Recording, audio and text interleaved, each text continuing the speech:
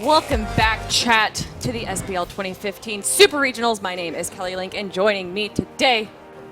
Oh, I'm sorry. I need to apologize initially first. Everyone, we're so sorry for the delay. We've been having a few issues going on our stage. I hope you guys can bear with us. I mean, this is kind of, high-res special. It wouldn't be an event if we didn't have some kind of delay. But thank you all for sticking with us. And I know that we mentioned this a little bit earlier, but EU games are actually going to be starting early. There was a huge outcry, uproar from the previous regionals that, or I guess the previous LAN, that the EU games weren't starting earlier. So 9 a.m. start time tomorrow. I don't know what that is, CET, but you guys can Google that. So those EU players should be happy about that. Oh, we got them on screen right now, guys. Hopefully you can read better than I can.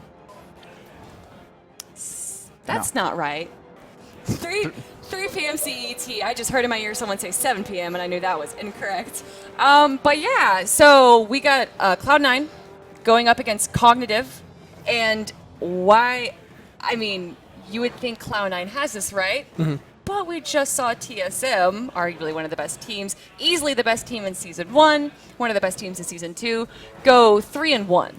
I would say the enemy upsetting TSM is less crazy than the potential of COG upsetting Cloud9 really? here. Yeah, but COG has more LAN players. They have a bunch of players from other teams. It's more for the top seeded teams. Where like Cloud9, I feel is a very solid team. Team Solo Mid, I thought was solid as well, but they've had their issues this split. Yes. They were 14-14. They were only a game ahead of enemy. Don't get me wrong. I thought they were going to take that 3-1.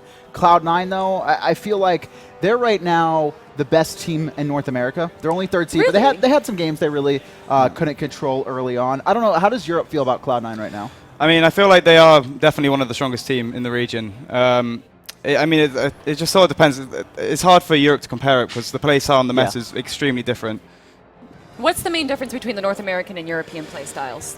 In terms of play style, I say North America, they like to fight a lot more. Europe likes to be a lot more organized, and I'd like to say America's a lot more chaotic.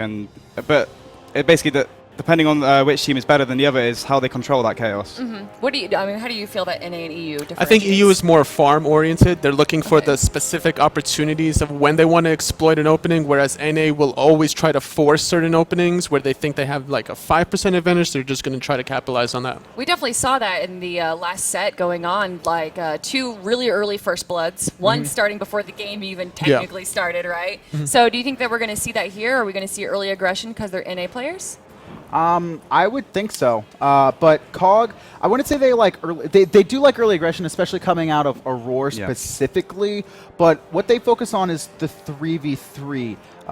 And if they can win that, Kabam and Meerkat are kind of like role players that are just like, we're farming in our lane for like as long as possible and then rotating when our team calls us. So Cognitive Gaming consists of Kabam, Aurora, the best, DJ Pern, and Meerkat, players from a bunch of different teams throughout all the years. I mean, the best, we've known him for a very long time. You've known him for a very long time. Mr. Jeremy Daly, yep. But do they have the experience, obviously, but do they have the team synergy? And that's really where Cloud9 comes in, the only difference being Baskin for Omega. Do you feel that the synergy is there for Cognitive Gaming? Yeah, I think the synergy is there for both teams, really. COG has the synergy coming from the COG Invitational, where they were up against Eager the first game. They won it very convincingly in about 17 minutes surrender. Second game, they were having Eager's game like 40 minutes, 45 minutes, then they started throwing. And then third game, they kind of slipped. So I think this series against C9, they could potentially, kind of make a strong showing for themselves. Well, let's actually talk about C9's Hunter Barracuda. And he is going to be going up against Kabam, or Kaboom? Kabam. Kabam, right. There's not two O's, right. And how do these matchups go against each other? At first, you have to look at Barracuda because Kabam, he never really plays anything very aggressive. He likes to sit and farm. Barracuda, I'd say he's not aggressive as well, right? Barracuda isn't the guy who's like going to force fights like I'd say Vishim and Snoopy do sometimes that we saw in the previous matchup. Barracuda will fight you when he feels like he is stronger. When he feels like you misplayed or outplayed, he takes advantage of the enemy's mistakes more than anything. Yeah, he's very methodical about every single action that he does. So everything is planned. Yeah, right? everything's planned for him. What picks do we think we're going to see out of Barracuda? Are we going to see some Apollo? We see a lot of Neath going on in that previous set. What do you think? I mean, it's hard to say. I don't really get a chance to play with Barracuda or anything recently because it's been quite a long time since the SBL now, so we don't really know what the teams have been practicing. So it's hard to say exactly what they're going to play, but I think mostly sort of standard picks which he knows that he can play well. You're going to see Soul probably a bunch, either picked or banned, most likely. But is there going to be any niche hunters that we're going to see from Maybe Kabam Apollo or from Barra? Apollo for Barra, more than likely. But That's we his- saw Apollo just in the last game, right? And split push potential did really well, but he wasn't there for the team fights. Was that just Snoopy or was that Apollo? I think it was a little too late in the series to run the Apollo. Like, they could have ran it probably game 2 instead of the ROM and had more impact in that regard, but the fact that they brought it out game 4, it didn't work out too well for them. So I think Barracuda this time against COG will show better showing with the Apollo. Well, let's talk a little bit about Kabam as well, who's going to be going up against Barracuda. How does he fit into the role as a hunter? Like I said, he is a very passive laner. He's really looking to survive. Any kills that come out of this dual lane for COG are generally centered around Aurora, making some big plays on Ares and Jingtian, and Yeah, you these guys were aggressive making supports. jokes, right? That Aurora is more Aurora is the carry, Kabam's support. But no, he plays a lot of Neath, although he did play a lot of Hu Yi at the end of the split. I think the last 4 games, there's a lot of Xbalanques, a lot of Neaths that they focus on. And also, like I said, COG, they like the 3v3. They like taking Aurora, DJ, and the best and fighting the enemy's core 3, and then using a global ultimate in the duo lane, right? They have the Xbalanque Dark Knights, they have the Neath ult, the World Weaver, to really force and win those engagements. Well, let's go on to the dual lane. Guardian Jeff Hindla, I'm sorry, Jeff the Sex Hindla, is going to be the Guardian for Cloud9. And I mean, these two, Barracuda and Jeff, they have serious synergy, something that I haven't seen since, I don't know, Zapman and Dare to Care, right? They work and they play really well together. How does Jeff Hindla set himself as a Guardian? I think he has a really good initiation when he plays Sobek, and that's probably something that they're going to be relying on this series. If they ban or first pick Athena, if that's not available to them, then they're going to go for the Sobek for Jeff, I feel like. Do you guys, but Sobek didn't really do that well in the last set. Do you think we're going to see more Sobek? I think we probably will, just because of how the meta has already established itself in North America. But I think most of these games, in terms of the duo lane, will basically be decided in the picks and bans, in my opinion. What about you, Adonis? How do you think that Jeff Hindla is going to go size himself up against Aurora? I think Jeff Hindla will still play the same 3 gods he played all split, which were Athena, Geb, and Sobek. I think those are actually the only 3 he played. No Khepri? No, I don't think he ever ran Khepri. But Khepri did so well in the last set. You don't feel like these teams are watching I'm the other... not saying that they won't run Khepri. I just feel like he'll prioritize those gods. Maybe look to ban the Khepri out. But I mean, Jeff's been playing forever. I'd say the most important thing about Jeff Hindla is his comms, and we heard a lot of what Pain the Beyond did for Enemy. Jeff's kind of the same way, right? He's not making the overall shot calls like Pain will sometimes, but Jeff is always talking, and it's super important. It's super important in comms. It's I know the most you're a important coach. thing, in my opinion. Yeah, It how do really you is. feel about your comms? And like, is it a team discussion, or is it better to have one person making all the calls? In my opinion, it's, most of the time it depends on who's in the team. It's basically like a decision within the team on how you want to run that.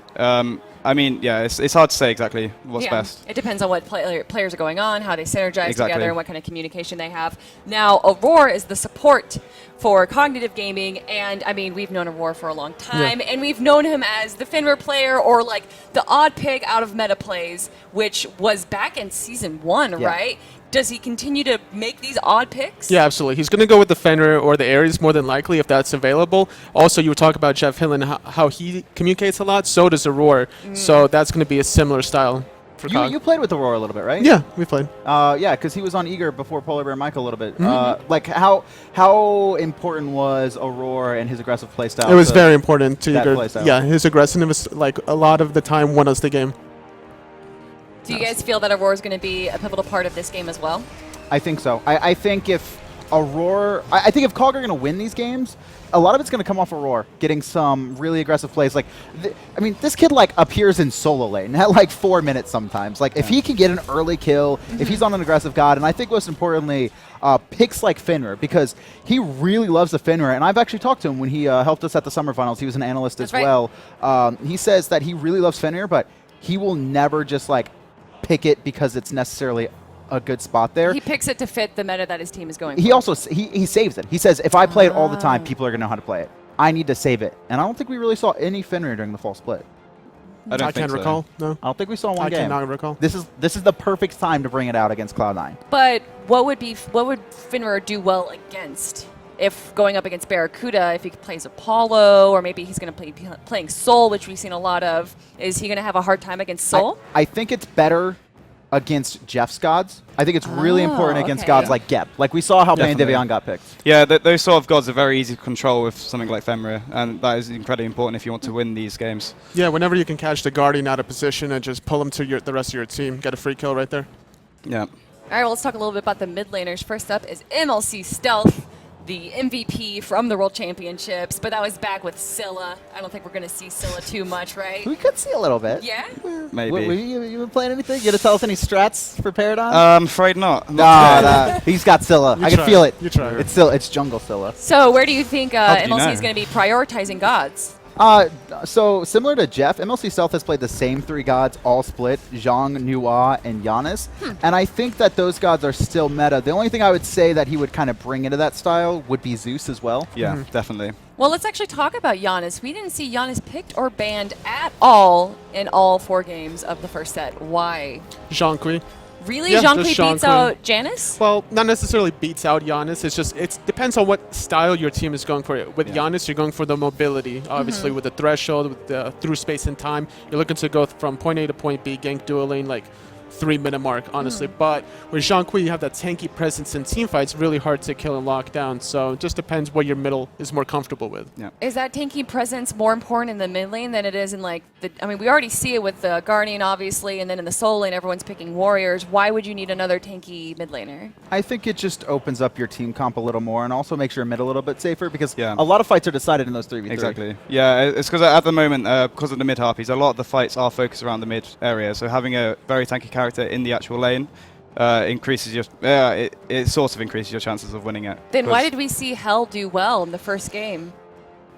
They failed to gank her yeah. successfully, Was really that more it? than Yeah. But they she's tried to she's kill so her. easily gankable. She is, but It depends on how you play it, really. Yeah, got really good cleanses Exactly. off to very important. It was in also real time. combined with the Kepri as well. So you have the res, you Yes. also have the damage reduction. Okay. Yeah, and then from there it was banned after that first Yeah, game. So. exactly. Especially if you have a roaming Kepri, then he can just run around the map saving people. Yeah, It's- yeah. Well, MLC Stealth is going to be going up against the best, and I'm obviously going to defer to you about these Sure. questions. How does the best playstyle as a mid laner or shape up? So generally, Cog likes to run Hell on the best for recently, but he's played a lot of gods too at his disposal. He's played Giannis before. He's very comfortable that he might see some Isis and Zeus coming out of him. He's very comfortable with those gods as well. So he has a wide variety of god pool. So it's going to be difficult to pinpoint where exactly he wants to go for this series.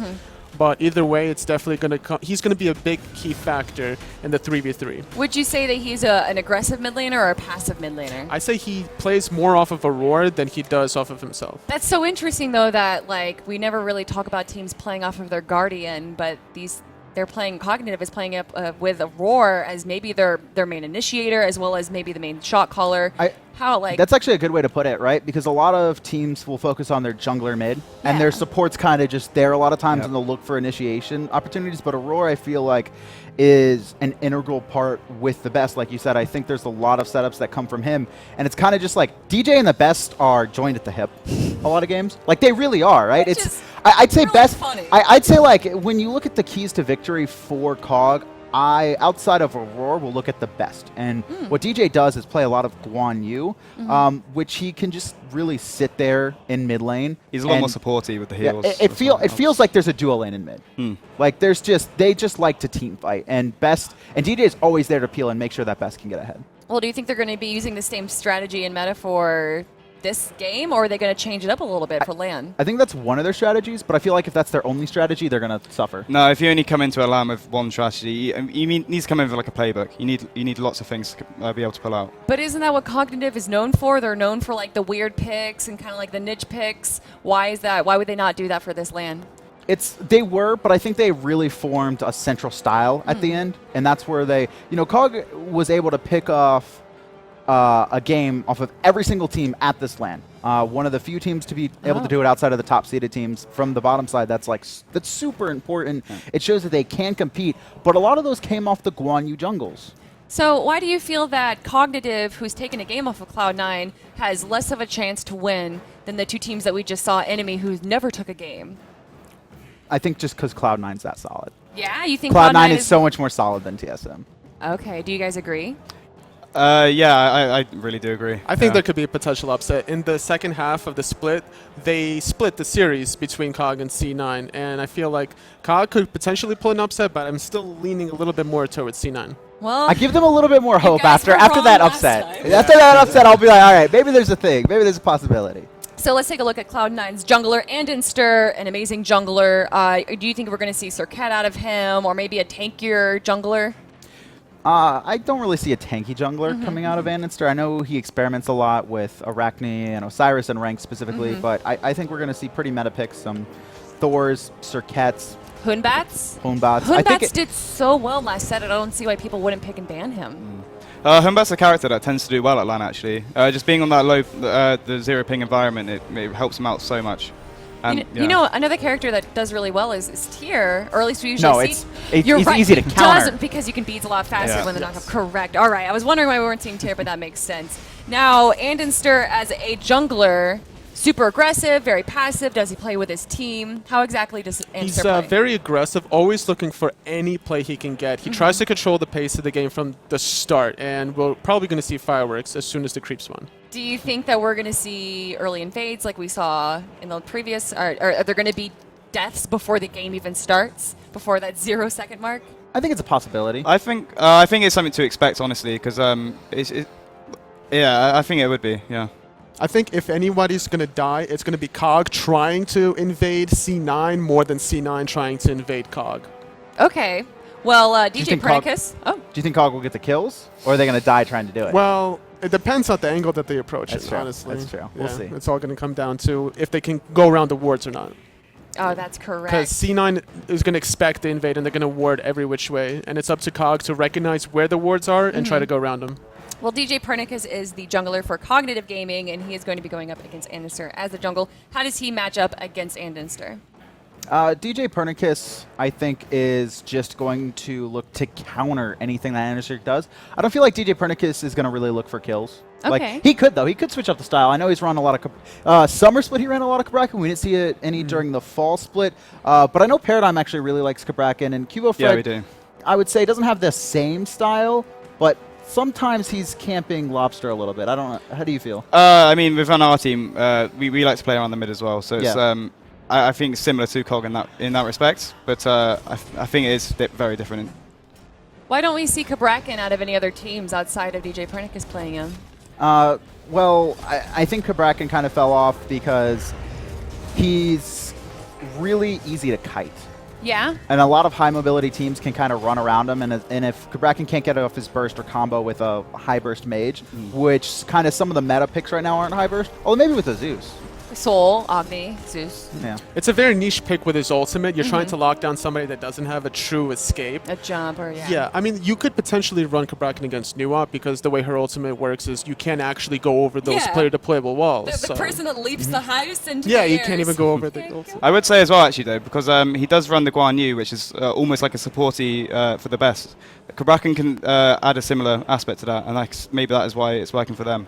So you think that we're going to see probably a tankier jungle from him? I would say there's that chance, and if he's going to look for more an assassin, it'll be Serket.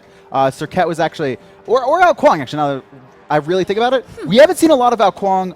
Totally, I think, mentioned that we could start to see some resurgence at this land. We were talking about it just the other day. Why and is Ao that? Kuang was actually banned away from DJ for like the first 10 weeks of play. Yeah, Ao Kuang does a lot of high burst damage, and people just kind of forget about exactly how much damage he brings late game. You can two-shot any mage or hunter in the late game, and I thought that Eager was going to be the one to bring it out, but if there's anyone besides Eager that would, it would be probably DJ. But isn't it discouraging to have Ao Kuang on your team and then he ults someone and then he just bees and they're able to get out?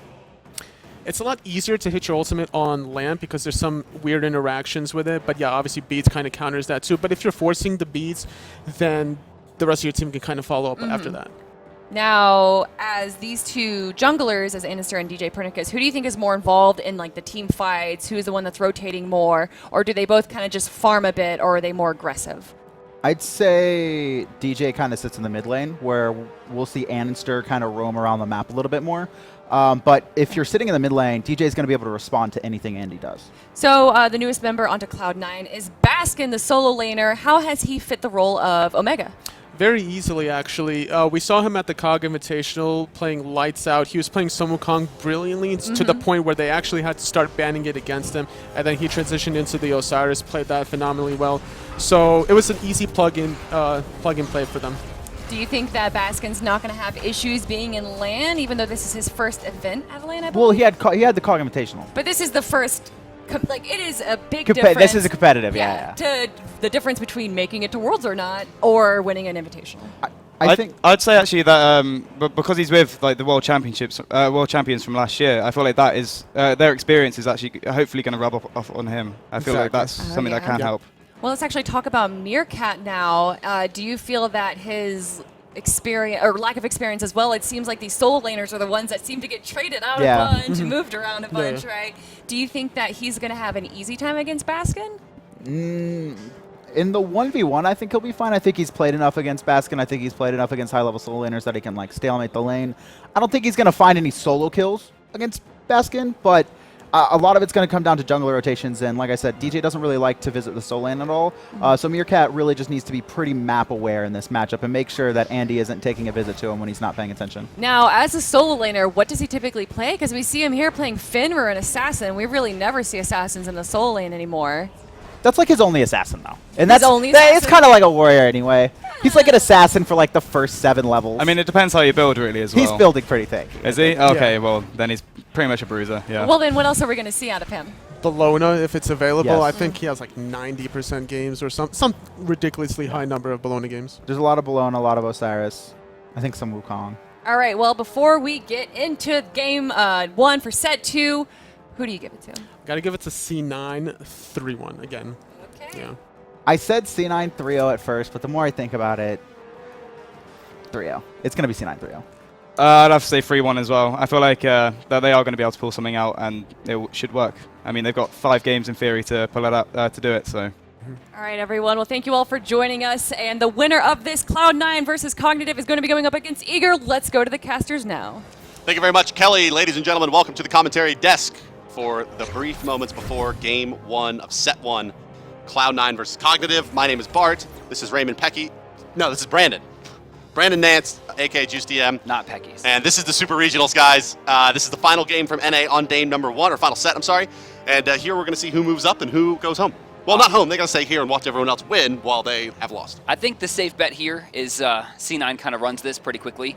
I think I agree. How quickly? Like with 20-minute games? Or I'm thinking like 100 minutes total game time for the 3-0. Okay. I mean, that's the safe bet here. Yeah. But we've seen what COG can do. I mean, when we saw them fight Eager at their last LAN, I mean, let's be honest, they threw. They should have defeated Yeah. Eager Oh, at that LAN, and we shouldn't have had the amazing finals that we wound up having. But Cognitive didn't really transition that into like dominant online play later on. You know, like, they haven't really shown that fire again so much that we've seen. I mean, they've had some big wins, and that's really been the identity of this team for me is that they've had some big wins, but not really able to string those together into a meaningful winning streak. All right, so Cognitive takes first pick. They take away Thor. Ares gets taken away, the quick shot at Aurora. Yeah, no one wants to deal with Aurora playing those aggressive Guardians. Xing Tian Yes. should factor in pretty heavily into this matchup as well. Xing Tian's still available, Hell's still available, Soul's still available. I don't know what happened in game 1 or Don't be set surprised 1. for Xing Tian first pick here for Aurora. I don't be surprised when Soul gets through as well again, but it's Zeus. Yeah, they're taking Zeus, huh? Wow. Hey, look Best at him. is like, yes, that one's for me. Yeah, shout I out will to play that Told probably. Until DJ Pernicus goes, no. This No, is that's my for team. me in the jungle. I am going to use Zeus. Yeah, I like the Zeus. Yeah, see? Look, there he The is. eponymous Pernicus there. Cloud9, 2 picks going their way. Could be Soul Xing Tian. It should be. Soul Xing Well, Tian. you know, the Xing Tian maybe is debatable, although taking it away from Aurora is probably a good thing. It can also swing into the Soul lane, depending on Baskin's proclivity to play it. But yeah, it'll be interesting to see if they give away Soul. It seems to be very hot and cold for teams here, very dichotomous. Like I think some I just teams. I lip read the Xing Tian. Oh, we got Kepri. Okay, they'll take the Kepri. Very annoying to try to kill this Soul now with the Kepri attached to her at the pocket. But it seems some teams really like Soul, and some teams will not pick her under any circumstances. And that seemed, and like, so you saw in the last set, right? Like, over and over and over again, Cloud9, I'm sorry, I'm looking at Cloud9 now, and everyone's loving on Jeff. Wow. You can see they're having a good bit of fun. That's stealth. That's, Now it's definitely stealth, that's one stealth. way or another. That's Barracuda on the left and Stealth on the right. They're flanking the sex there. But Yeah, you saw in the last set, right? It was like enemy just got Sol every time, and TSM didn't bother banning it or picking it away. Cognitive, they're going to take their Guan Yu. And talking to Cloud9 a little bit before the game, I asked them, hey, are you going to ban out Guan Yu away from Pern, as that's been his go-to? And they were like, we're actually not that worried about it. Wow. And I said, MLC, you going to pick Zhang Kuei? And he said, I don't know, maybe. And of course he's going to pick Zhang Kuei. I want to see a Geb ban here. I think the Khepri pick was awesome because putting Khepri on a team with Zeus is like a recipe for you to lose. Yeah. Right? Same thing for Geb. They're going to take away Xing Chen, which I think is super safe too. Fine. But now that Geb shield is on the board, they can't really afford to pick up Geb while they have Khepri. So we should see Cognitive pick this up to try to keep that Zeus as safe as possible. 2 forms of CC, major CC, plus the Geb shield. Well, it seems to be a smart strategy, right? Cognitive's still drafting into this kind of we run at you and fight lineup, Aurora. Doing a little dance there. It's like, I get to play maybe Thinking Geb. about balling. Right. All things told, though, right? Like, Cognitive's going to have this lineup where they're going to try to run at you and fight, and Cloud9 banning out that Xing Chen says that, you know, they're going to try to force them into a more defensive style of support here. What And the Mercury is ban coming from Cog. that? I wonder... The secret picks, maybe. Yeah, maybe that's just, they just thought maybe there's some spice. I mean, I can see Andy playing Mercury. He's played it really, really well in the past. Baskin looking kind of cold. It's also entirely possible that they could have, like, pulled the old switcheroo. and- Sylvanas. Okay, but that actually makes a little more sense than the Geb to me in You this think lineup. so? Yeah, because Cognitive, when we've seen them at their best, it's been stacking up healers. And they're going to do that here as well. 4 heals, 2 of them AoE, 2 of them personal. And Tyr going to be locked in. Now, this is the character that I think Meerkat made his name on. Yep. When people first started recognizing him as a tournament threat, it was because he was playing Tyr. But, I mean, since then, he's become much less, I would guess, maybe fearful, right? Well, Like, Tyr's classic land pick. that's true. He And does you get just don't better see him on land. online play, and then all of a sudden it's like, Tyr just starts taking over lands. I mean, even in the last land, right? We saw that happen. And Tyr, actually Meerkat's first time where we thought, like, wow, look at this guy play, he actually beat Divios in lane Yep. when Divios was using pre-nerf Bologna. And really, when you think about it, Tyr has a pretty excellent matchup versus the Bologna. He can out-heal her. Her Scourge only bring you some heal every 3 hits. In addition to that, he doesn't really care too much about the disarm. Not too much Tyr in-handing going on there. A lot of Fearless is going to be clearing it out.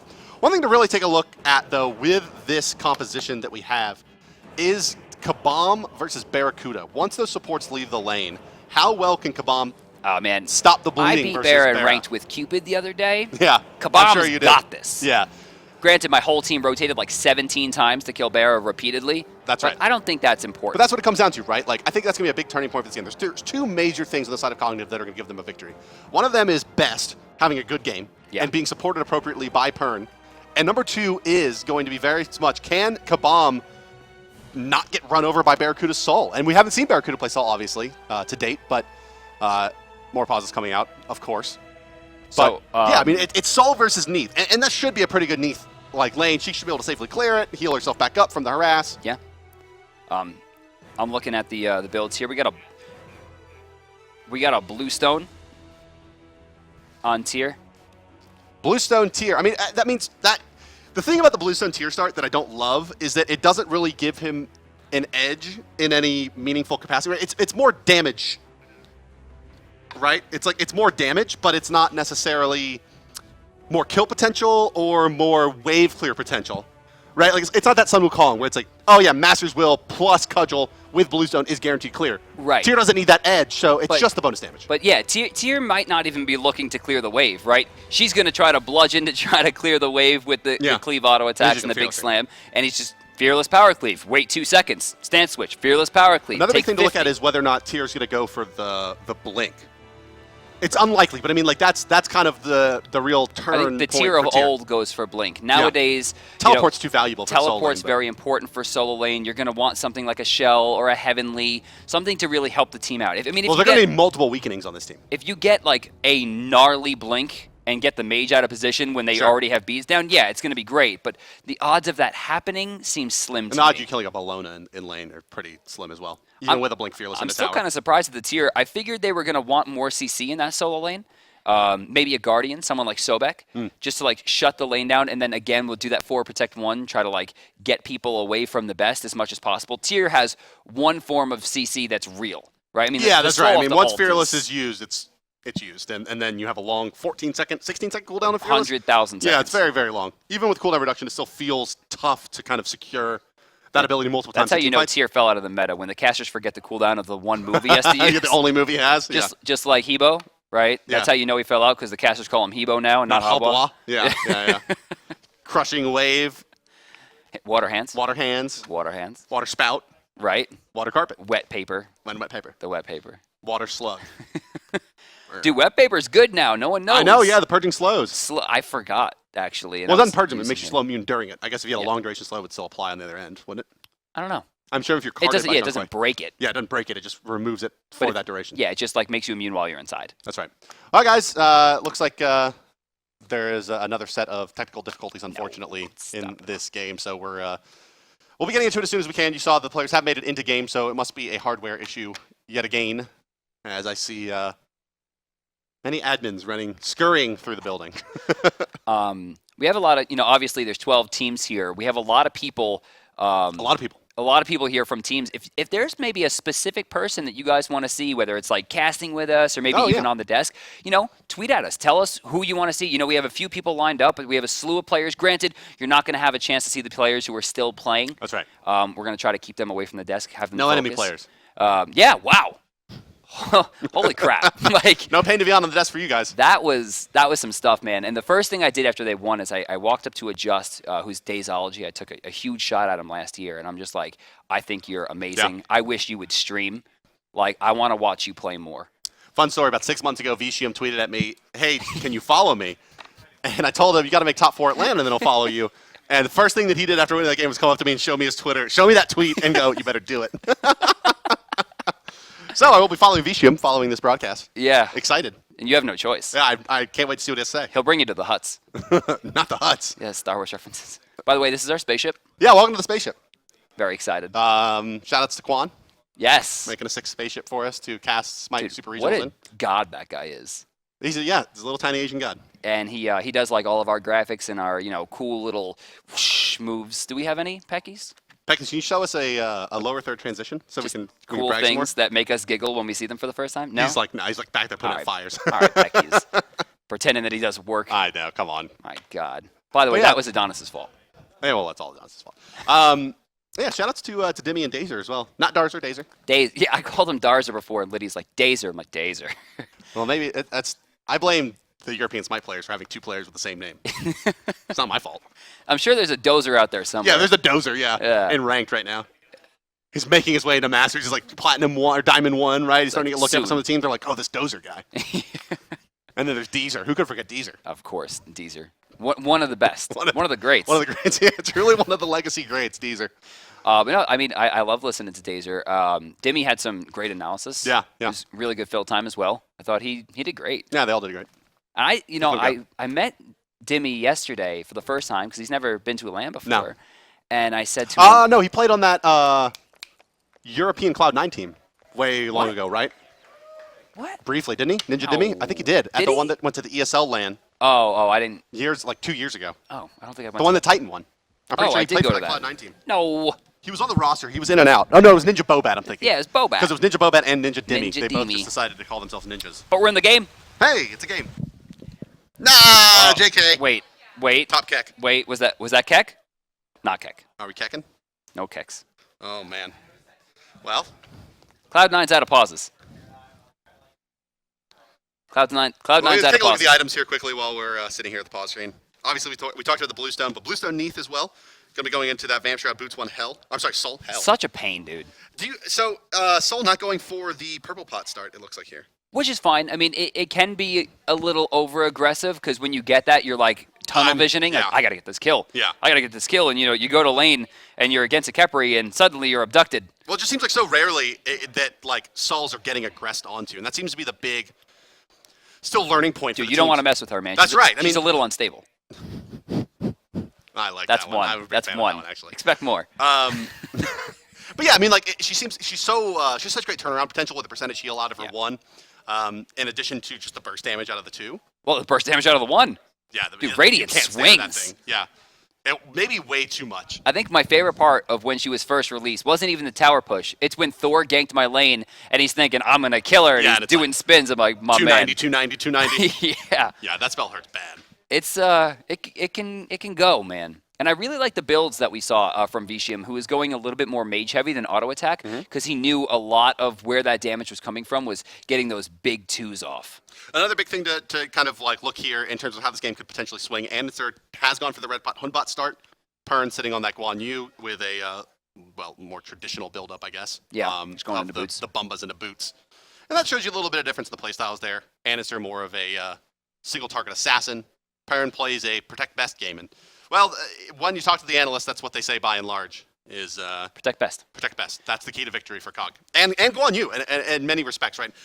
Two healing cores, some kind of other heals out there, like the Neath heal, a tier heal. I mean, Best That's is what a they play genius at hitting his spells and finding the best time to cast things, but he is weak at situational awareness. He always has been. Yeah. Which is why when you have people to protect him and allow him to play the way that he does, it's amazing. And I go all the way back to Dignitas versus the Fat Chunks, where Chunks were like winning. Yeah. And they were like poised to maybe knock Dig out of this the tournament. kickoff land. Yeah. Yeah. And Best just was on Scylla hiding behind a wall for like 20 seconds. Just not even, he's throwing crushes, but just out of nowhere, he casts I'm a Monster, just hits 3 people at once. And you're just like, wow, I would have cast that spell and missed like Yeah, 25 seconds a ago. gifted player. He's been up and down with his commitment to the game. Maybe the biggest knock. I think the hardest part has been finding him finding a team where he really meshes. You know, he didn't really have that same team atmosphere and team chemistry with the Dignitas That's boys. Right. You know, he was pretty close friends with Shadow Q, goes on to Dial, finds himself maybe not loving that situation either. Well, he has the attitude of a solo laner. As Yeah. a mid laner, you know, it's kind of like, leave me alone on my island, no one talk to me, I'm going to farm, and Yeah. maybe win the game for you. That's awesome. That's the best. Yeah, and that's like, that's a solo laner. That's why his name is the best. That's why he's the best. That's why he is the best. By the way, Jeff Hinla looking majestic as always. Yeah, dude. Those Canadian beers, man. Yeah? Yeah. Who else has a beard here that's Canadian? Not Snoopy. No. Snoopy has Not negative Payne. beard. Oh, do we have any other Canadians? Eonic, Ionic. Yeah, Ionic, no beard. sick beard. You like Ionic's beard? Yeah. It's transparent. Tree beard? Oh, Lord of the Rings. Yeah, I know. Yeah, you said it earlier. I brought Have it fun. back. Right, Have fun. right around for me there, guys. Well, it sounds like we are going to be getting back into the game here in just a moment. You can be excited for the thrilling start, part 3 of Cloud9 versus Cognitive here. Hey, what do you think? Game 1? Cog? You got to pick one, right? Because I think everyone's kind of agreeing that this feels like it's a 3-1 kind of setup. You know, it's going to be 3 games. Cloud9. 3-1 is so easy. Oh, that's It's the the kind of easy analysis. The cop-out analysis. But 3-1. Yeah. let's make it hard. What game does Cog win? See, I don't initially count Cog out of losing the set. I think of all teams here, Cog tilts the least. Okay. I think they're just used. Is to there a getting matchup beat. that's like further apart than Cog Cloud9 though in this tournament? Enemy and CSM? Yeah, you would think. Enemy- What about looking over at Europe though? You got Titan LC. That one seems a little closer to this. That's definitely close. In fact, even though I think Titan is the 5th seed, I think they still slightly have an upper hand, although they're still working with that new solo laner. Yeah, Brodus. But, I mean, Dig's going to have a hard time with Paradigm. Yeah, Dig Paradigm. That's probably the But deepest. you think it's further apart than Cog Cloud9? Yeah. I feel like that it seems like Cloud9's definitely going to win this, but I feel way more likely that Cognitive. Oh, is this going to be that start that we've heard about where you take? Yes, it is. No. Yes. Yes. No. Maybe. Yes. We've heard a lot of teams are practicing this, where you take I the left love side this. mid camps, and then you wait, you gank the mid laners, he comes in, they're going to find MLC Stealth, they're going to root him, they're going to find the second root as well, the damage coming through, is it going to be, yes, it's enough, down goes Stealth, and they've done it. Yep. I mean, Easy. that's what we've been talking about. We've seen a lot of teams kind of talking about this idea of, okay, instead you start at left mids and invade red, right? Just wait. And Yeah. so you could see that Cloud9 was a Uh-oh. little bit leery of that. He's going to find himself in trouble, but that double root should be enough to spring him out of here on the Sylvanas. Barracuda is going to need at least another slow here. It is Saul, remember. Does he have the passive active? It looks like he will. He's going to get a ton of harass out of this. Not much more than that, though. Whoa, jeez. You know, but Barracuda, I think, may have had a better chance to get that kill had he canceled the Corporeal form earlier. Yeah. He waited through the entire push, and I'm not sure why. But a First Blood does go out. And luckily there for MLC Stealth, it was not the purple pot start on his Jonger. Not going to gotten ugly quick. Yeah, you know, we saw him do purples a lot previously. Maybe not so much this split, so, you know, God bless he didn't go back that direction. That would have been ugly. Because Zhang Kui being 1,000 gold behind, like, that's not a great way to start. But the mind games were real. I mean, you could tell Cloud9 was prepared for that gank coming around the corner. You saw Zhang Kui's positioning way out to the left side, being able to spot that gank coming in. I think Andy got that. Did Andy steal those? I think Andy got that. Stealth's going to be in some trouble. Chain Lightning doing decent damage. Andy going in out of mana, though. He has maybe one more spell, but he recognizes that their spells are down as well. DJ Pernicus hot steps back and just dashes right through. So it looks like, Cloud9's going to recover fairly well there from that early invade, but the kill still goes to the credit of Cognitive. And they'll have the 300, 400 gold bounty off the back of that as well. Let's talk about experience per minute here. I mean, how much was Barracuda hurt by Kabam getting that early rush? It's not so bad. Actually, no, he's pretty far behind, actually, Kabam. You'll Well, notice. yeah, you got to remember, right? They've pushed now probably a third wave into the tower, and Soul's been soloing, whereas it looks like Kepri's been dipping out of the lane a little bit more often, allowing Soul to get that solo farm because she can push so effectively. And Aurora's on bottom, too. I mean, so far, that seems to have not worked for Cog. You could see 2 level 4s coming into 2 level 3s and a 4. At the very least, they're going to have to eat this Barracuda. Nope. Oh, okay. It was a smart rotation from Pernicus. They needed him there to do that. Yeah. Oh, the thrilling solo lane here. It's Meerkat versus Baskin. Hey, don't be like that, man. Bologna versus Come on, Tier. let him slapbox. Let's see. Kill potential probably in favor of Bologna. Probably. I mean, it really more depends on how Meerkat plays the Fearless. A lot more has to happen for Meerkat to get a kill than it does for Baskin, right? Baskin just has to simply hit him with a bludgeon a couple extra times to get an Eagles rally, whereas Meerkat's going to need to Fearless chain him into a tower. Well, right there, I think that was kind of a sign of things to come. It took him 3 spells to cast, and it didn't really look like Baskin took all that much damage. No. And the blue buffs are over. He has no pots in hand. Meerkat is sitting on very low mana. He's going to start getting pushed out of this lane. Yeah, the second blue buff not going to be coming to bail him out here for about another minute, so he's going to have to find some way here. Baskin's going to turn the corner, it looks like, over here on the solo lane and take a peek at that blue buff. Not going to find anything there just yet as we sit in the mid lane. Best happily clearing away with that Aegis. Small push coming out from Andy. Still belongs to Best, it seems. Andy will take a small amount of damage there. As they retreat into the jungle, this is looking not for really the timer of the speed buff. I'm not sure what Pernicus is looking to do. Maybe this could be the invade onto the blue. I think they want to pressure the right side of the map because the blue buffs have just come back up. And you can see Andy, not such a fan of that. He's going to leap away from any Zeus charges there. And yeah, Best's not going to have that cooldown available now for these mid-Harpies, but doesn't matter, still Zeus. Still can't really fight into him effectively at mid-Harpies. Still kind of surprised that we didn't see Stealth take the option there, considering Best had 2 major spells down for another like 7 to 8 seconds. You got to respect the ultimate, though. Yeah, it's true. I mean, if he puts it down, there's just like, he's wasted time. Yeah. So they'll just concede it there. Blue buff going to be secured here by Pern for his solo laner of Meerkat. And it looks like on the backside it's going to be the jungler and solo laner splitting as well. That blue buff, Zhong Kui. He's taking out some back camps in the meantime. Is Stealth. Meerkat is already backed once. He picked up Teleport, whereas over on the other side, Baskin already has his boots finished. So that's a huge power spike. There's a 30 damage difference between those 2 boot sets right now, which means Bologna has control over the lane. But this lane here is where you got to think the make or break is going to happen. Is Barracuda going to be able to make a play here with Soul? And how comfortable is he on Soul? Well, I mean, does he need to? Right, Neath in the end game isn't going to be No, not nearly necessarily, as not damaging. at all. But I mean, like, overall, Kabam is certainly the weaker player than Barracuda. Few would argue that. Yeah, I mean, is Kabam going to step up here to the challenge and go 1v1 versus Barracuda, right? He already is down a good chunk of XP. I mean, he does have that first blood gold to help him out, and he gets first to boots. Kepri's coming in over on the right side. I don't know if they're trying to make... look at this. On the minimap, you can see Kepri trying to get into the lane in a more aggressive manner, but it looks like Barra's going to head back to the base here. Yeah, I'll get the root and not much else here, will Jeff. And he's just trying to get, this ward down. Look at that counter ward already in position for Kabam. They do not want to lose that purple buff again. They can't really afford for Kabam to go down anymore in experience. There's a World Weaver being channeled. Where are they looking? It's got to be in the mid lane here, but nothing else. I think that's just good fundamentals, right? Like, one of the things with Neath is that it's pretty beneficial to your team to just go ahead and channel your ultimate anytime you're not engaging the wave. Like, what's the downside? I mean, like, if you're in lane, it adds a lot of mind games. If it's not in lane... Oh, wait, look at this. Multiple ults coming out. Andy in a lot of trouble here. Gets picked off immediately, but Pernicus gets sent underneath the tower as a result of the Fear No Evil. Cognitive winds up taking a 1-for-1 here, but Jeff Hinla's in, and he's going for the abduct. He's got it. Aurora taking damage. Best trying to keep him safe, though, as Kabam rotates over for some cover. Supernova does very little damage, and Barracuda will be forced to retreat back. A 1-for-1. Cognitive probably getting the better of that one. Yeah, not 2-1 for them. 6 minutes into this one.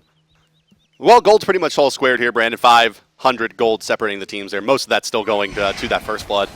But and then a little bit more on that there. But yeah, it's going to continue to climb here as the mid-camp dominance from Cog is unbreakable for Cloud9 for now. I mean, eventually they're going to have to choose a point and run in with that Zhong Kui ultimate and try to contest some of these, but it didn't work out so well in that last engagement. That World Weaver was timed perfectly, and Barracuda tries to, I guess, like maybe make up for the fact that he doesn't have a global by rotating over there, but he wasn't quite quick enough. The Supernova did very little damage, had no control, and he didn't quite get enough from being unstable. Oh, Meerkat. Back had to be delayed to kill that big old minion. I'm surprised both of them are backing in this situation. Meerkat probably would have had a free wave push there. Pernic is getting some decent damage onto Andy there, but Rising Dawn tends to mitigate a fair amount. Only physical, though. What? Rising Dawn? No, I don't think so. It's damage reduction. Is it damage reduction? I think it's just At one point in development, it was only physical. We've changed it a lot. Because it used to be like 55% too, which was dope. Yeah, amen. Well, here we go. Now it's, I think, only 40. Oh, yeah, only. No big Well, it's deal. funny because I thought it was 30, but apparently I dreamed that, and I thought it was real life because why wouldn't it be? They're Uh-oh. going to try to make a player into Andy. The Again? World Weaver is out. I think Baskin should be able to hold this one off. They're going to use the ultimate as well out of Andy. His leap was used, though. Pern should be able to run this one down. And yeah, tons of damage coming out, though. Over the top of the Eagles rally. The bonus defense is going to be there as well. Khepri ultimate off the mark, and now it's going to be frontline Bologna that's going to be forced to take this fight, as Anastair is going to be out of it for now. A rare miss by Jeff Hinlow, but still cleaned up nicely by Cognitive. I don't know that was a miss. I mean, like, yeah. Well, what was the risk? You thought Bologna was going to get bursted there? Well, no, but it increases your damage, Bart. That's true. It increases your movement speed. It cleanses you of CC. They knew Andy was out of there. Maybe they just tried to make Baskin stronger. I'm gonna say that Jeff Hinla did that intentionally. I don't know. Let's see. Next time we rotate around to his face, we'll know. He's sitting there just kind of like, oh, well, I got away with that one. I can't imagine. No way. There's no way that you're like, that guy's one shot, but let me use it on this carry just because. He wasn't one shot. He was fine. It was one shot. It was one fine. ability, he's dead. Andy knows what he's But doing. now all of a sudden, it's MLC Stealth 3-1-1 on the Zhonger, and on his way to that Warlock Sash build-up with his pen boots completed, plus an Aegis to sit there and channel those fatties. We have seen a lot of pen boots on Zhang today, and it's just been weird to me that we're seeing that. What? I mean, like pen on not, Zhang? not pen boots. It was cooldown boots this Ah, morning. okay. Whereas pen boots is like, all he does is dot damage. Pen is a lifesaver. Yeah. And like, getting multiple rotations of Zhong Kui spells in a single fight is going to be a big difference maker. Yeah. But it's not a Giannis, where all of a sudden, like, the second Unstable Vortex comes through and you're dead. And you're dead.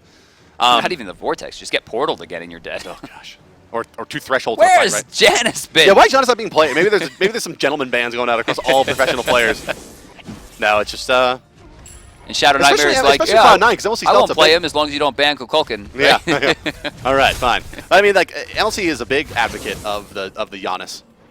Always has been. Yeah, so I'm a little surprised to not see it, but I think they're going to take Zhong Kui when available always. That tanky presence has made a big difference in a lot of matches. Cloud9, though, gains a decent lead, and you'll notice that early start, it did not help Kabam.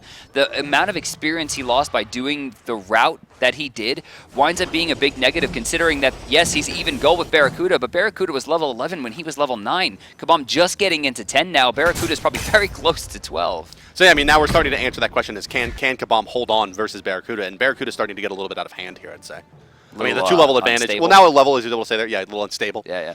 But, yeah, it's the Poly Rush out of Soul. Strange. Generally speaking, that it does add a small amount of damage, but usually when you see this build, it's more attuned to the Chronos Pendant because you're just throwing more 2s out. So I'm expecting that we're going to see maybe a Demonic Grip as well, since he's going for those in-hands. Well, the other thing is that, like, when you take cooldown boots on Soul, you should have 100% uptime on your passive, right? Because you can spam out your 1s as well. You have the mana to do it, and you can kind of maintain that 100% passive status, and, like, maybe that's going to be the play. I mean, we can take a look here at Barracuda's play once they kind of get back in lane and start fighting each other a little bit Radiance more. actually should be maxed as well. But, at this I'm a point. little surprised, right? I mean, like, it makes sense not going for that red pot start. Normally, like, I would say the purple pot start, I'd say the standard Soul build for pubs is probably purple pot into pen boots into demonic, poly, Tahuti. Yeah. Right? Like, it's just a really high damage in-hand build. Get some Chronos in there. Throw more 2s. Throw some cooldown in there a little bit later on and you'll be fine. But Bear is going in a different direction. He's yeah. looking for early cooldown. He's got Poly for just a little bit more Well, that's the thing, burst. is that it's very hard to build into lifesteal on this character, right? There's not really a great item for you outside of the Poly, but it's just so garbage in your third slot, right? Like, you can't really build Divine. I mean, you could. You can't really build Bancrofts. You could, but again, those aren't really, like, great items for you. You're investing a ton of gold into lifesteal, and you're very squishy. That's true. I mean, her big thing is that you need to almost get lucky with the way the 3 was happening. Vicium, I'm sure, had a few times where he's like, wow, that was fun. Saved. Like when he gets Sobek flung, and then it happened in mid-air and while he he landed in the dropped. Humbot's ult, and he's just like, bye-bye. Yep. Out I go. But yeah, I mean, like, going into a lane with a with a really safe hunter, especially one like Neath that's going to get all of that life steal. Oh, actually, there's a fight going on here. Stealth will fall. Khepri ultimate's on top of him, he's but not Guan gonna get Yuuzumi will run this one down, no problem. On the backside, Kabam could be in some trouble as well. The leap over the top, off the mark from Andy. Doesn't need too much damage from the Zeus. The Solomon's going to knock back one. Can Barracuda get it? Still looking for the kill. They're going to finally find it, but they've gone very deep. In fact, it's Sol in melee range, forced to get that kill. Now Barracuda does want to re-engage. Should have a nice angle here. Put a ton of damage out onto Pern. He's going to need a lot of in-hands. The heal coming out a big way. Big pluck as well over the top. And down he goes. Cloud9. Their ability to swarm in these team fights is overwhelming Cognitive Gaming. They're overextending, going for these kills onto tanky targets like Zhang, and getting turned on nicely there at the mid camps. Cloud9 6-3. I mean, I think a lot of that had to do with the Khepri ult, right? They had to wait so long to kill Stealth, and they tunnel vision. No one made the target switch. No one said, okay, let him go, let's kill this person. Let's switch to, Barracuda. Let's force the Corporeal form and then rush her down. It was just, let's just wait for Zhang Kui's ult thing to go away, and we'll kill him. And they got it. Another big thing to And then note they here, you're seeing a kind of a renaissance almost of Guardians and Smite at the end here of Split 3. God bless. You'll remember that Heartward Amulet was introduced at the beginning of Split 3. Sovereignty no longer providing both physical and magical defense. Right. And it was across the board. All you would ever see is every Guardian buying Heartward Amulet, Sovereignty, first two items after your Talaria boots. Yep. Right? And now, I mean, the Talaria boots kind of fell off. That's been the case for a while. But now it's even kind of progressing beyond that, where we're seeing those aura items really not even purchased. I mean, you look across the board here, you have the Emerald Talisman picked up on the Sylvanas, and you have a Height of the Urchin rushed on Khepri. well, Urchin could wind up being massive. Like the Well, amount of Urchin's stats gross. that it I mean, if you gives- can get it out this early on your support, nonetheless. I mean, 5 assists on a Jeff Hindley. Let's not downplay how he got there. It could potentially turn into a ridiculously tanky Khepri. Now, Bologna's going to make a really sick rotation here. This actually Yeah, might his be amazing good. flank. Cognitive's done a nice job of splitting, though, seeing Baskin coming in. He's going to zone the best. Jeff going to try to just block off Guan as well as the Sylvanas. They're going to dump a ton into Khepri, who's going to ult himself to try to stay alive. There's a big Roman Victor over the top. The Guan Yu ultimate already used. The Zhang Kui ultimate doing tons of damage. There is no great re-engage here now from Cognitive. Wow. But there it comes nonetheless. It's Here the we Neath go. ultimate for one, trying to backpedal and do the damage to Barracuda on the backside. Andy, yeah, nicely done. He leaps out there. And that's a play, and let's harken back to game number 1. That's a play where Gars dies. Andy saves his leap, jumps back out. Big difference between the two players right there. Maybe preparation, or maybe just the bloodthirsty nature of how TSM played that first set. So aggro, unable to take down enemy though. But this is Cognitive Wow, Gaming's Bear's attempt not going at to Gold even Fury. make the attempt. 14 minutes. It's going to be free. Cognitive Gaming. This has been a tournament where the underdogs have looked wonderful. But, I mean, let's not get ahead of ourselves here. There's a 5,000 experience difference in favor of Cloud9. Yeah, that's bad. one botched team fight doesn't quite spell the underdogs taking the game. No, I don't think. I mean, they certainly don't find themselves in the position to close it out right here, but they are only down under 1,000 gold. The experience is going to be a problem. Andy, Oh, wait. Oh. Ooh, has he been whoa, affording to get whoa, through here? whoa, He has. Oh, Meerkat. my With God. a swift 1-2. That was cute. That was the full combo. That almost looked like the old tier combo. He's making tier look real cute right now. That's Meerkat for you. I mean, that's where this player came on the map playing this god. And Dust has been saying to me, he's like, Brandon, are you sure tier's bad? I'm like, yeah, man, this character doesn't do anything. I don't know. Meerkat's kind of handling his No, business he does right now. He works. I mean, he does good stuff, right? I mean, Tier, if you can get enough lane advantage to rotate, he's one of the nastiest rotators in the game Plus, from I the mean, solo lane. that comp too. Warrior, Guardian, and like very CC heavy Hunter to help Zeus out. Like the Yeah. damage potential in this team in the end game is crazy. Yeah, decision making though on Pernicus ultimates has been a little bit off this game, I want to say. I don't know. I mean, like he had the one where he chased the Zonquay a little bit hard. I think the rest have been decent. Well, there's a bit of an evade coming out here. What did they do? Cloud9, they'll take at least one buff away. They got the red. Oh, They Baskin, did, yeah, look at it's on these, Jonger. I'm out. Baskin back to the lane. Cleared out. And he's going to smack Meerkat a few times for his troubles. He's almost got him. Yeah. Come One on, more. man. Ah. This is why you got to play solo. Why? See, a mage would have died. It's so boring. Look how fun that was. Ran him down and then handed him. Come on, man. Down to exactly full HP. Don't. Come on, but look how much mana he made him lose. That's true. It is a game of inches. Let's take a look at the left side lane and see how this this Hunter duel works out here. I mean, it's pretty As they leave the important. lane. that, sorry? As he leaves the lane. Oh, he's Well, no, I mean, it's a 3-level advantage now from Barracuda. It's just been consistent domination here. And this is, again, I mean, this is such a big key to victory for Cognitive as Kabam not getting too far behind Barracuda. And that's what it's always been, right? Barra, for as long as we've known him, has been the guy that just has better farm. He's considered the most consistent player in North America ever. Yeah, I would say so, yeah. He just never has bad games. He's had like one or two that I can even like think of. Yeah. And those are like, he dies 3 times in the first 5 minutes, right? It's just like one of those kind of crazy games where you just can't recover at all. And then you think of his good games, and they all blend together because he Yeah, they're actually all the didn't same die game. Yeah. for 6 weeks in a row. Yeah, maybe the most impressive stat that we've had outside of maybe of Epsilon, had they gone completely undefeated. So it's still close. pretty good. But yeah, Barracuda not dying for what, that was so many. I mean, what was that? It was like an entire like half of a split, right? It Yeah. was like a really long time. Like 10 games or something. Also, I mean, not to mention that the original Cognitive Gaming team that now is the Cloud9 team. That's a little confusing given the matchup here, but Yeah. I mean, they didn't lose like a single game or scrim going into last launch tournament, right? They were like Yeah. completely undefeated for like No, they lost 17 weeks or They something. lost to, Lassus' old Dignitas roster, like the silly tournament before that didn't involve seeding points Yeah. going into launch because they didn't take it seriously. But Dig actually wound up beating them at the launch They did. tournament. So if there's anything, we know that COG does have a few LAN issues, LAN and Stir being very prevalent, but to the But same now point. Cloud9. Yeah, now Cloud9, excuse me. But to the same point, this was also the roster that won one of the biggest prizes in esports history. That's right, yeah, and with one small change there.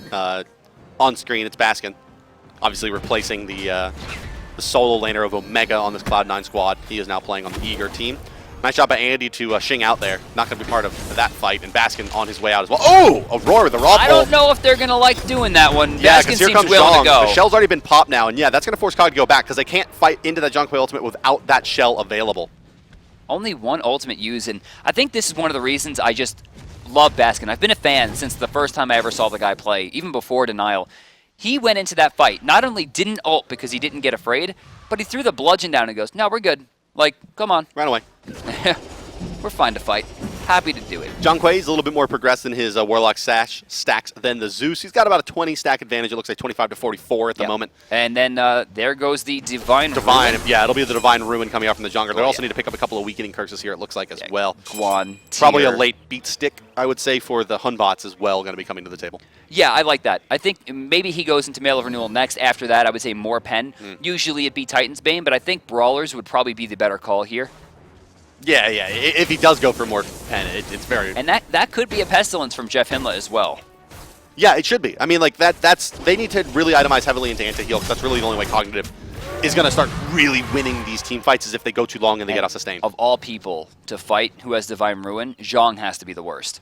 Zhong or Nuwa?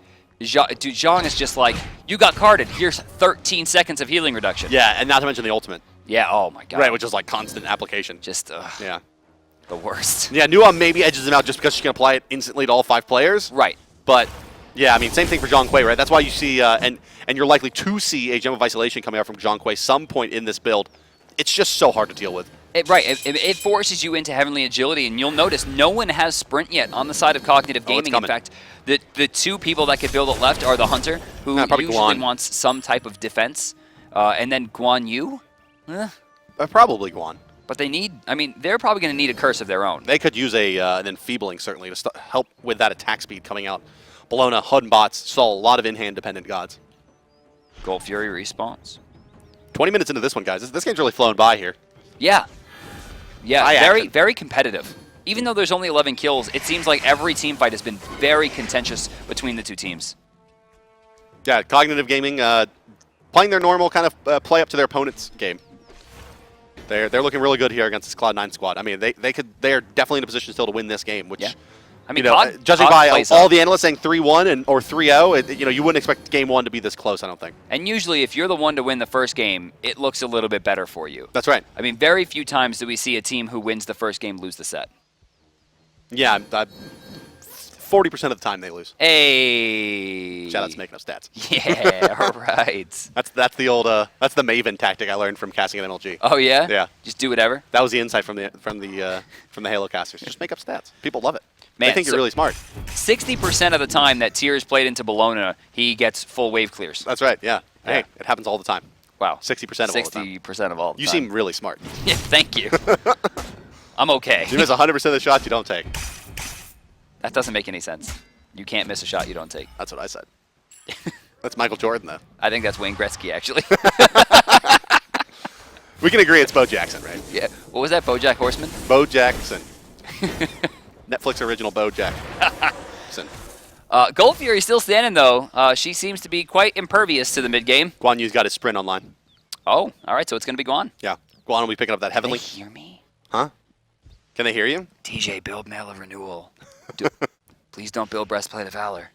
Let's see. Let's see what he goes for. Is he in the base? No, he's got rank 1. Yeah, okay, good. Oh, man. Well, just as we were saying, what an action-packed game. It's Yeah, that died down. stalled out a little bit here. I mean, Hey, Gold Fury back up. No one wants to lose. The gold has changed pretty significantly. It was very close before, but Cognitive has Little by taken little. a back foot here, it seems. Experience difference, I'm sure, is quite a ways away as well. Let's take a look at the graphs while they're posturing around the Gold Fury once again. Hey, yeah, the experience lead it stayed About the pretty same. stable. Gold sliding towards Cloud9. Better at farming Again. the map. Again, right? Yeah. C9 in this area. I mean, they're showing that they not only are willing to fight for Gold Fury, but they want to. Andy backing here. That's on purpose. Like the only reason he's backing in lane there is because he wants them to know he's backing for some reason. Yeah, and normally that would be a misplay, but when Andy does it, you have to think, like, what mysterious nonsense does he have up his sleeve? I think they're just trying to bait Cognitive into a fight here. They must feel very, very strong. Zeus ultimate going to come out. It's in a great spot. Roman Victor over the top. Jean-Quay ultimate doing big. tons on the back line, though, but he's getting bursted very, very quickly. Solomon's there as well. Khepri ultimate use on top of the That's Jean-Quay, one. but no one's going to pop him. Finally, Kabam will, and that's going to send Jean-Quay back to the back lines. Oh, that's a big misplay by the Cognitive Hunter there. They could have easily gotten that kill had they waited. Now the card comes out. It's going to slow 2. There's a Soul as well on the front lines. Barracuda credited with 1 kill. That's Down 4. deep goes Anderson. Meerkat. Not the old tier there where you can just knock him up underneath the tower, but still, it's a 4-man wipe. Cloud9. They're going to take Fire Giant off the back of this. To hell with the Gold Fury. Let's go after the big one. Well, we got to teleport. Does he have a ward to go to? Yeah, it looks like he's going to the tower here. He's running. What? He's running? Well, to be fair, this is going to be a very fast Fire Giant. It's only down to about 50% HP just now. Tier still not going to be in position, though, to stop it. He's going to farm back camps. Wow. All right. Cloud9 poised. Game 1 is looking like it's going to be theirs. And no one got knocked up. Hey. That's how you know they're professional players. Hey, all right. We got a pause at the beginning of the game, and we got a Fire Giant with no knockups. This is definitely a high-level game.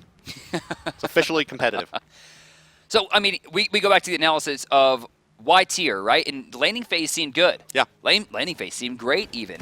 But you go to the team fight, you have Red Fearless. When Red Fearless is over, you're basically limited to what you're providing to the team fight, You're in especially hand. against a Soul. Yeah, and another thing is like a lot of times when you see the tier and like how it works in those ganking compositions is that there's some kind of really great setup on the back of the Fearless chain. The problem here is that if Meerkat doesn't Fearless someone into a wall, it's very hard for Best to capitalize on that. That's true. Like it's going to push him out of his ultimate. It'll push him away from the Aegis shield. Right. It'll make it pretty tough. So like that's one thing that is missing from this team is that natural synergy. Now they do have a bunch of CC between the Sylvanas, the tier, the Guan Yu, and the Neith. But nothing cooking just yet. Taking a look over here, the Gold Fury where Cloud9 has started it up. It's just Barracuda and Jeff Hinla having a good old time taking it down. And they're perfectly happy to whittle this one away and even potentially leash it if Cognitive gets too close. But 25 minutes into this one, holding a Fire Giant buff. This should be relatively easy to confirm for Cloud9. Yeah, Pern, he's not even really to have any of it, as you see. Waiting in the wings there was Hunbots trying to bait someone in. Cloud9, G2A takes the Gold Fury. And that's a 5,500 lead now just in gold. Experience, I'm sure, is through the roof at this point. They're going to go down towards tier 1. Yeah, ooh, okay. I want to say another, can we take a look at the damage numbers? NLC Stealth did, I think, an entire full ultimate in that last fight, hitting everybody the entire time. Baskin Robbins, 16,000 he borders. Yeah, well, shout out to Tier having a base 400 HP heal, allowed him to soak up a lot of that damage out That's of true. Bologna A there. lot of it is ineffective. Yeah, a lot of that, 10,000 of that is to Tier. Oh, Yeah. come on. Yeah, probably. Yes, Rune Forge isn't hit that hard. I mean, it's all going on to the Tier, though. You know, it's We've funny. seen a couple good Roman Victas and maybe a Bludgeon or two, but not like... We speak a lot about flavor of the month picks. Sure. I think Sobek right now is kind of our flavor of the month. We see him getting picked a lot in a Tasty team comps croc. that don't make sense. Items, though. Flavor of the month items. Runeforge Hammer just comes back out of nowhere. Mail of Renewal, you mean? Yeah, I mean, it's just Mail of Renewal. It doesn't heal you. No, this Mail of Renewal gives me 8 damage. Yeah, that's the weird thing about Runeforge Hammer is that, a lot of players look at that and they're like, oh, okay, well, it's this like hybrid damage item. And it just absolutely isn't. Right, I mean, Like the amount of percentage what damage else you get are on they? HP. They have no other physical defense. It's absurd. Like, can we take a look at the Runeforged Hammer? Let's take a look at that tooltip there. It's like, what is it? It's 55 and 350, yeah. Yeah, 15% of your physical protection is converted to power, right? And Guan Yu has 127. Okay. Things go So he's down. getting like 19 power out of that item. maybe That's 20. pretty good. That's actually respectable. on the Guan Yu. The snatch in from Aurora, but they're going to have to deal with the Ghost, and they're forced to run. Even with the shell active, they can't fight this. It's a nice use ultimate, but it's even better Bologna ultimate. Over the top comes Aurora, down he will go as well. Kabam in a lot of trouble. Doesn't matter, Andins are running rampant in the backline. Barracuda with a triple. That's a triple. Already burned. That's it's a quadra. It's going to be a penta. No! Basket stole it. What a scumbag. It's a deicide. Nonetheless, Cognitive Gaming, they're going to lose to Cloud9 here. There's very little they can do about this one. The deicide at their base. Fire Giant buff active for another 40 seconds. Walking into victory is Cloud9. That would have been your first penta, Bart. That would have been my first penta. No, there are no dry or yellow for me either. Instead, Baskin Robbins confirms the kill, as I'm sure he'll say in every interview for the rest of his life. Yeah. And Cloud9, super strong in game 1. Easy game, it looked like. It didn't look easy. When it fell apart fast, right? Like all of a sudden it was like, oh yeah, Cognitive, they're really close. Like Kabam's starting to fall a little bit behind. There's a little bit of an experience gap here or there. All of a sudden, 5,000 experience. Right, exactly. I mean, even when they were winning, it seemed like they weren't getting anything else. Like the farm wasn't there. They didn't have the control. We talk about the Sylvanas plus Zeus. It didn't seem like Zeus was protected at all. No. And I think that actually has come down to the tier, right? If that's Sobek solo lane, no one's touching Zeus. Right. I mean, his tail whips all over the place, got all kinds of charge praise and silly nonsense. The other thing is like tier. Meerkat played it fine, right? It's not a Meerkat thing. It's how tier fit in that composition. As we mentioned already, like his ability to actually fearless chain someone into a meaningful damage combo is going to be really limited. In addition to that, so many other solo laners that fill that same role of a frontline warrior disruptor do it a little bit better currently than tier does, right? Like Sun Wukong would have been able to get to the back line and stop some of that aggression coming out from Barracuda potentially, although it is Soul, right? But the tier unable to really do that because, as you mentioned so many times, once you blow Fearless, you've blown Fearless. That's true, but that's enough from us. No one wants to see us. They want to see Kelly Link. So we're going to throw it over to the analyst desk with her, Adonis, and some pros. Check it out.